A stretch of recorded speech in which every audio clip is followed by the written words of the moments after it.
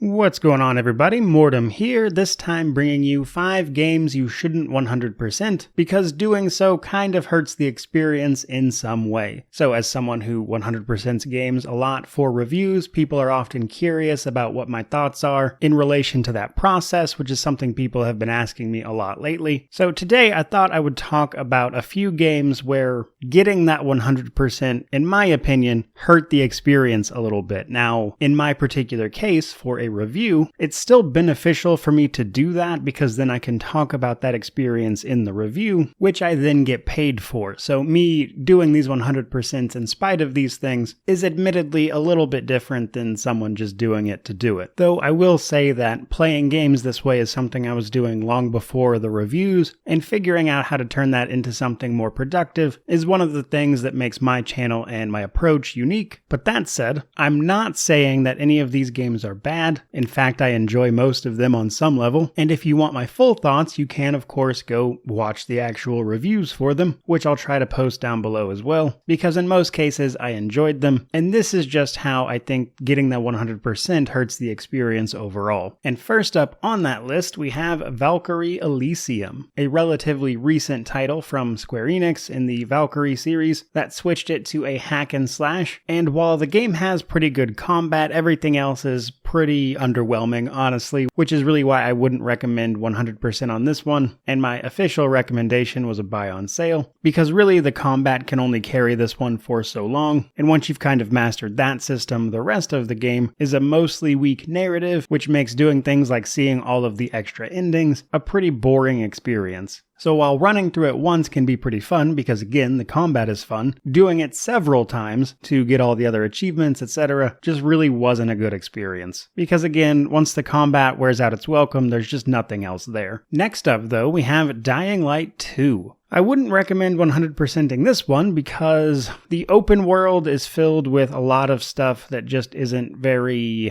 important. So in many ways, the open world of Dying Light 2 is what you would expect from an Ubisoft title. It's just a lot of collectibles, go here, do this thing, tick this box and move on. And not only does getting 100% require you to do all of that, there are again multiple endings that you can explore, which are really only minor variations that don't really warrant an entirely new playthrough by any means, and after a while it just gets dull, especially if you're exploring all the little optional dungeons where you start to see the same interiors reused over and over again. All of that makes for an experience when it comes to 100% that is filled with minor variations that don't really make much of a difference at all, which was further compounded by the sort of marketing misstep beforehand where they claimed it would take like 500 hours to see all of the content. And yeah, maybe, but again, most of these interiors are identical, so it's not going to be an enjoyable 500 hours if you were to do that, which is why honestly I just wouldn't recommend you 100% this one. And that, of course, brings us to our third title with the much more recent Marvel's Midnight Suns. Now, this one I know people are going to disagree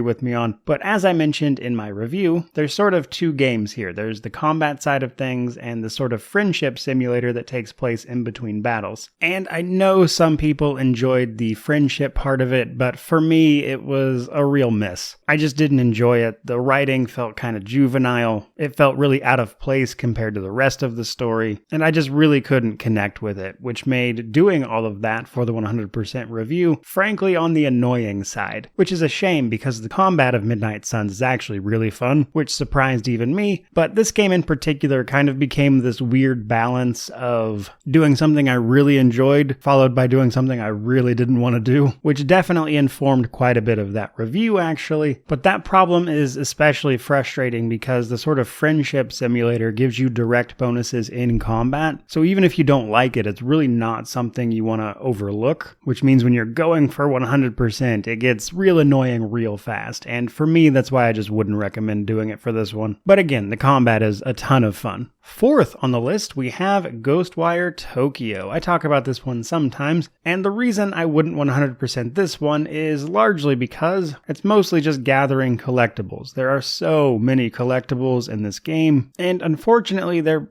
basically the only real reason you would explore the open world. And while it is really fun to walk around a sort of ghost town version of Tokyo, instead of filling it with more interesting things, it's mostly just running around picking up collectibles. To really drive that home, It took me about 30 hours or so to 100% this one, and I would say probably 5 to 10 of that was just going around snagging collectibles. Which is a shame because the narrative was pretty good. I enjoyed the story of this one. It had a lot of unique ideas. I just really think the open world should have been reined in, and it would have made for a much more fun experience. And I would recommend you play the game for that part in particular, but I would ignore the larger open world. It just doesn't add much. And that brings us to our last entry, which I think might be the most controversial on the list, and this is actually Triangle Strategy. Now, I do want to say, like several other games on this list, I actually like Triangle Strategy quite a bit. I think the combat is very fun. I think the story is pretty good.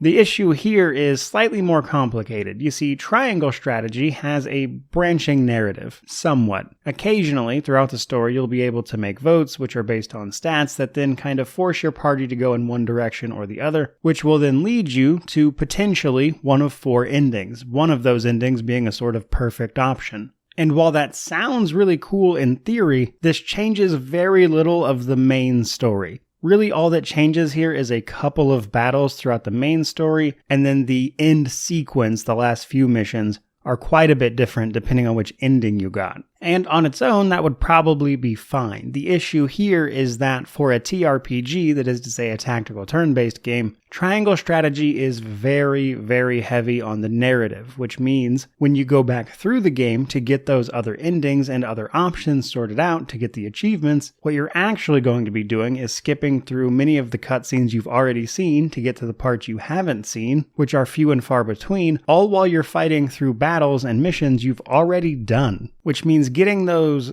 other endings to get the 100% was really detrimental to the experience. Because on one hand, while I do really like what Triangle Strategy does, what I wish was the case here is that these branching story paths were more unique, so you didn't spend most of the follow-up playthroughs just doing the exact same stuff, with only tiny variations in between. Though this can be mitigated a little bit by saving in strategic places, but even then you're going to be seeing a lot of the same stuff. So while Triangle Strategy is a great game and I enjoy it, it's just not something I would recommend most people 100%. That is going to do it for today's video. I certainly hope you enjoyed it. I tried to think of something that would include some games I don't usually talk about as much, and talk a little bit more about the process that goes into this, and I hope people found that entertaining. But that's all I've got for you today. Certainly hope you enjoyed it. If you did, like, comment, subscribe, all that YouTube jazz. But regardless, truly, thank you so much for watching. May you wander in wisdom and have an amazing day.